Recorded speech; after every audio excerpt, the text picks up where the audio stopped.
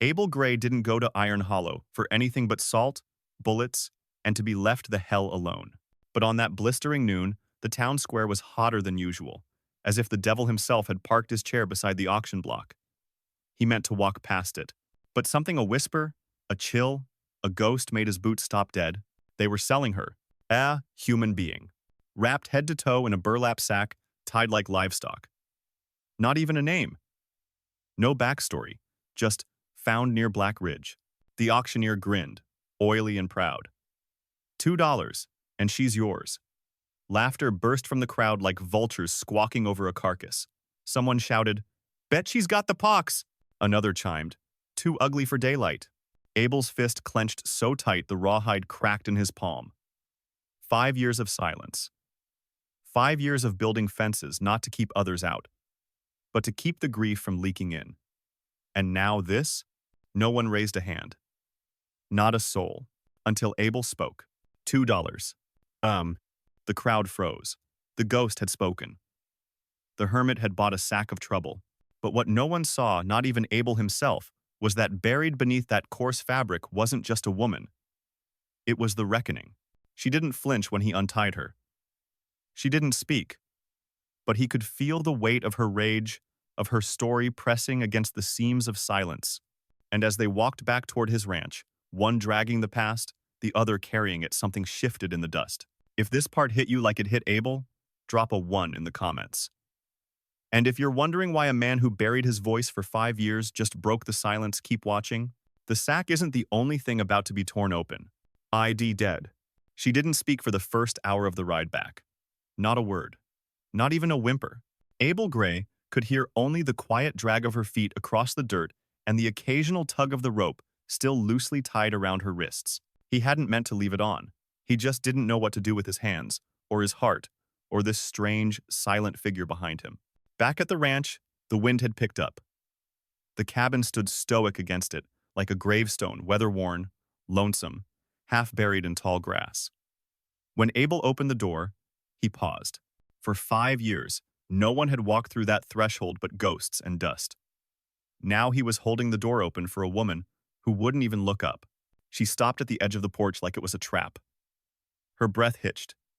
He didn't speak, just nodded once. Come in or don't.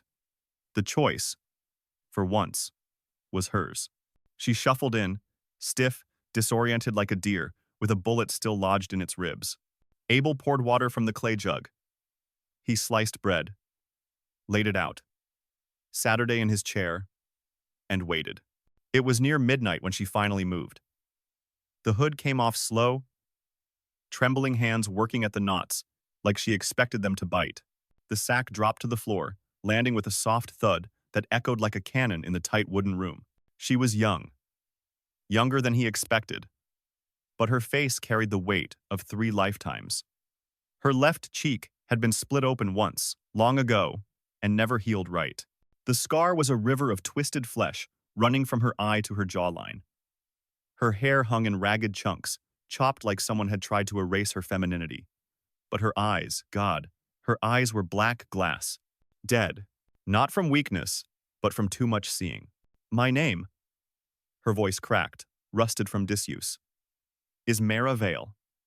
The name knocked something loose in Abel's mind. Mara. The cabin in the storm. The voice in the snow. She had saved him. She was the ghost he had buried in his memory to stay sane. He didn't speak. Couldn't. So she continued. I was a seamstress. In Willow Bend. A seamstress. That word didn't belong in her mouth anymore. It belonged to soft, light, and clean hands and a world that had been torn from her like skin from bone. There was a boy, she said, staring into the fire as if it could protect her. Son of the landowner. Drunk. Mean. Thought he was owed whatever he wanted. He cornered me. I fought. Abel's hands curled into fists without thinking. I didn't kill him. He fell, hit his head on the hearth, dead before I even knew what happened. She paused, swallowing the shame that didn't belong to her. His father said I seduced him, said I wanted his money, said I was a liar. They dragged me out of the house that night. Didn't even let me bury my mother.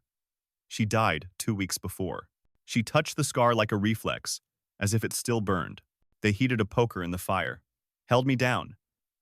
Said they'd mark me so the world would know what I was. Ruined.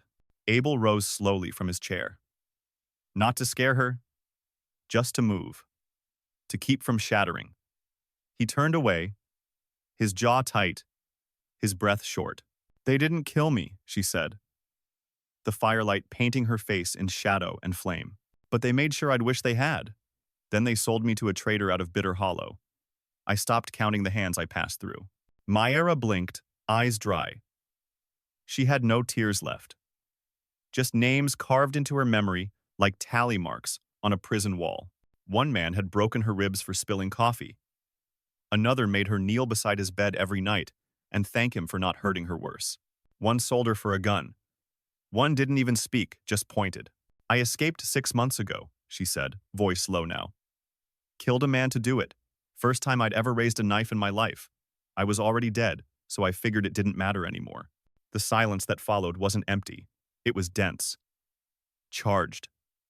Abel felt it pressing into his lungs. He finally turned back to her, his face pale and hard. You saved me, he said quietly. In the storm. 3 years ago. She blinked, confused. I never saw your face. You never told me your name. But you were the one. You stitched my leg, fed me soup. You kept me alive. Mara didn't nod. Didn't smile. Just looked at him like it didn't matter anymore. Like the person who had once done those things had long since died, buried under burlap and branded flesh. Why? He asked. She shrugged. Because you were dying. And I wasn't. That was it. No reward. No grand cause. Just a flicker of humanity. In a world that fed on suffering. Abel stepped forward, slowly. Not out of pity, not out of obligation. But because he felt something hot and ancient crawl up his spine rage, not the kind that burned fast and stupid, but the kind that rooted deep and vowed never again. You're not ruined, he said, voice like gravel dragged across stone. Mara scoffed. Not cruel, just tired. That's what they all say. Before they sell you again. Abel didn't answer. Instead, he picked up the burlap sack from the floor and threw it into the fire. The flames took it slow at first, then devoured it with hunger. Mara watched it burn. Not with relief. Not yet. But something in her posture changed. A small shift. A breath. And for the first time since she'd stepped onto his land, she wasn't carrying the shame alone. Arbors. The burlap sack burned to ash, but the ghosts it carried didn't vanish with the smoke. For days, Mara barely spoke. She moved like a shadow, tending the small garden Abel hadn't touched in years, her hands dirt-stained but sure. She didn't sleep much. Neither did he. Nights were longer now, threaded with the weight of truths said and unsaid, stitched with fear too old to cry over. Then came the rider. It was dusk when Abel spotted him, a dark figure perched high on the western ridge, like a buzzard waiting for something to die. He didn't come closer. Not that day. Just sat there, still as a gravestone, watching the cabin. Mara didn't have to ask who he was. Cain, she said, her voice brittle and flat. Jetted Cain. Abel nodded once, jaw grinding tight. He recognized the posture, the lean, the distance a professional. Not some drunk with a rifle. A man paid to drag souls back in chains or coffins. He's not here to talk, she added. I figured. They didn't eat that night. Didn't light the lamp either. Just sat in the darkness while the cold pressed in. And the presence of Cain hovered beyond the ridge like a storm cloud that hadn't yet made up its mind. By morning, the rider was gone. But his absence was worse than his presence. It meant he was moving, planning, waiting for weakness. Mara was pacing by the fireplace, her scar a pale gash in the firelight. He won't come through the front, she said. He'll circle. Use the terrain. He hunts like an animal. How do you know? Because I've been hunted before. She crossed to the window, pulled the curtain aside an inch. Her eyes scanned the hills, the shadows, the dead creek bed. We use that to our advantage, she said. We turn the land against him. Abel said nothing, but something had shifted in him too. 5 years ago, he'd buried his rifle beneath the floorboards, along with the part of himself that had known violence. That part was clawing its way back now, inch by inch. By noon, they were outside mapping the land. Mara pointed out choke points, blind spots, the narrow ravine to the north that Abel never thought twice about. But she saw it like a battlefield, not a ranch, not a home, a place to be defended or lost. They laid snares, dug shallow pits, strung taut wires beneath deadfall logs. The cabin became a trap, disguised as vulnerability. "You sure you're up for this?" Abel asked as they worked. She gave him a look that could strip bark from a tree. "I'm not dying like a rabbit in a snare. I'm not running. Not again." Abel met her eyes. "Then we make our stand." That night, the wind picked up. The sky split with thunder, though no rain came. Cain was still out there, watching, calculating. They knew it, could feel it. Mara sat by the window, her back straight, her fingers wrapped around the hilt of a kitchen blade. She wasn't trembling. She wasn't small. She looked like a woman who had once been swallowed whole by the world and clawed her way back out through its throat. Abel loaded his Winchester. He hadn't held it in years, but the motion came back like muscle memory. The cold weight in his hands was strangely comforting, not for what it could destroy, but for what it might protect. Before dawn, Mara whispered, "He'll come tonight." Abel nodded. "Then let him." And Cain did. The trap triggered first the tripwire near the ravine. A log swung down hard. They heard the crunch of bone and a sharp curse swallowed in the dark. But he didn't fall. Not completely. The second snare caught his boot, dragged him into the shallow pit behind the barn. The air split with his roar, pain mixing with fury. Myra was already at the well playing her part. A bundle in her arms, her movements frantic, rehearsed, deliberate. She was bait. A shadow running toward nowhere. Cain limped toward her. A predator wounded but still deadly, his pistol drawn. His breath heaving. "Girl," he growled. "You made this harder than it had to be." Abel was behind the stones now, rope ready. Rifle aimed. Waiting. Cain didn't see him. All he saw was the girl. "I'll give you one chance," Cain sneered. "Come quiet and maybe I don't kill the farmer." Mayra didn't cry. Didn't plead. She met his eyes. "You're already dead. You just haven't fallen yet." Then she kicked the stone at his injured leg. Cain stumbled, howled, and that's when the rope snapped tight. Abel yanked it with a fury born not just of this moment, but of every moment since the day Mara pulled him from death and the world tried to erase her for it. Cain's pistol clattered across the stones. He slipped, staggered back, and fell, down into the mouth of the dry well. The silence afterward was total. No birds, no wind. Just their breathing. Just the echo of justice, crashing to the bottom of a stone throat. Mara stepped to the edge. She didn't look down. She didn't need to. Abel stood beside her, rifle slack in his hand, not from weakness but relief. Not from peace. From purpose. This wasn't over. The man in the well had been the fist. But the hand, the one that branded Mara and bought Cain, was still out there. And now, for the first time, they weren't just surviving. They were preparing to strike. And deck. The morning after the well went silent, the land itself felt different. It wasn't peace. It was pressure. The kind that comes just before a second strike.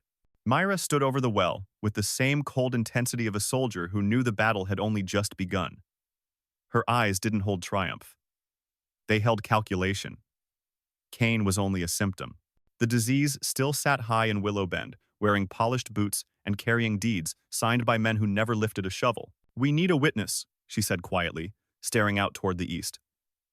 Someone who saw what happened that night. Abel already knew the name she hadn't said. "Martha?" Mara nodded. She was there. Just down the hall. She saw him corner me. She saw the blood, but she stayed silent. She was terrified, and I don't blame her. Abel tightened the saddle cinch on his horse. His face was carved from stone, his hands moving with the quiet resolve of a man who had just buried a body and was now saddling up to bury a lie. They left Cain down the well, alive but broken. Enough food and water to keep him breathing. Long enough for the law to see the scars he left behind. Iron Hollow stirred when they rode in Mara, riding upright. No hood, no shame. The scar on her cheek was no longer a mark of disgrace, it was a warning. Her face said it clearly. I survived everything you threw at me. And I came back. They walked into the sheriff's office like it was a church they meant to burn down. Sheriff Cobb looked up from his desk. He was older than Abel remembered. His eyes carried the weight of compromise of years, spent trying to stay neutral in a town that never let him. Gray, he said. Then his eyes flicked to Mara. Miss Vale. She has a name now, Abel said flatly. And Kane has a broken leg, a bruised ego, and a signed warrant that's soaked in lies. Cobb stood slowly. You've got proof? We've got a witness. That word witness made the room still. Martha, Cobb said, rubbing the back of his neck. She won't talk. She will, Mara said. The sheriff exhaled, long and slow. She still lives behind the laundry. Same place. They found Martha just before sundown. A frail woman with hands cracked from lye and steam. Her eyes lit up with fear the second she saw Mara. She tried to shut the door. I don't want trouble, she whispered through the crack. You already have it, Abel said, calm but firm. But Mara stepped forward and laid her palm gently on the wood. Martha, you saw everything. I know you did. Martha's eyes welled with tears. She looked down. I didn't mean to lie. I couldn't. You were scared. I was too. But silence is what keeps men like Hawthorne in power. It's what got Kane paid. Martha's lip trembled. I still hear it, Mara continued. The sound of his boots on the floor behind me. The snap of bone when he fell. The scream mine, not his. You heard it too, didn't you? Martha nodded. Once. Barely. Then say it out loud. It took her a full minute.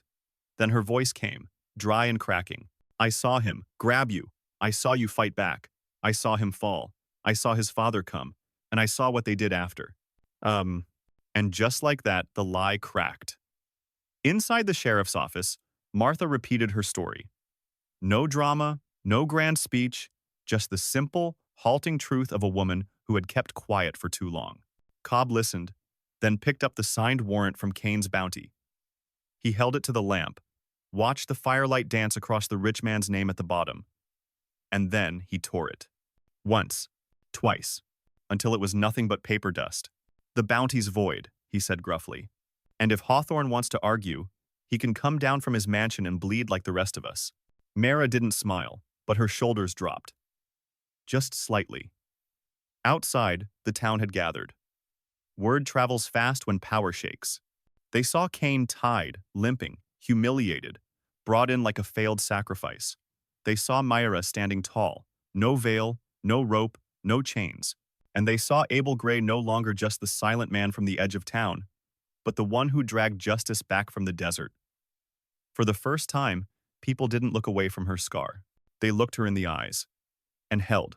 If you felt something shift in this moment, if Mara's stand gave you even the smallest ember of hope, comment 4 below and tell us what justice means to you.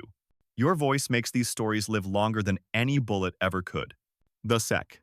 It would have been easy to ride into the sunset, to let the sheriff's words stand as the final page in their story and disappear into the horizon, scarred but free. But Myra Vale didn't come this far just to survive.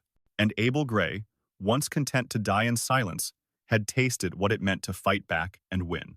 They stayed in Iron Hollow, not out of defiance, but to rebuild. The land that had once watched Mara dragged in chains would now bear witness to something else entirely. Rebirth. The cabin changed. The air changed. Abel chopped wood with more force. Mara planted root vegetables in the cold ground with her bare hands, as if daring the soil not to give her back life. The old burlap sack wasn't burned completely. She found a strip of it near the fireplace and stitched it with wildflower thread, turning it into a veil not of hiding, but of memory. When Abel asked her to marry him, he didn't kneel. He simply said, I don't want to spend another day in this world if I can't spend it with you. And Myra didn't answer with words. She handed him the veil. But even joy didn't erase the danger. Because evil, real evil, doesn't die in a well or burn with a warrant. It lingers. It watches. It waits for silence to return. 2 weeks after the wedding, a letter came. No name, no seal. Just 3 words scratched in ink. He's coming back. And Cain had powerful friends. And powerful men don't forgive humiliation. Hawthorne hadn't vanished.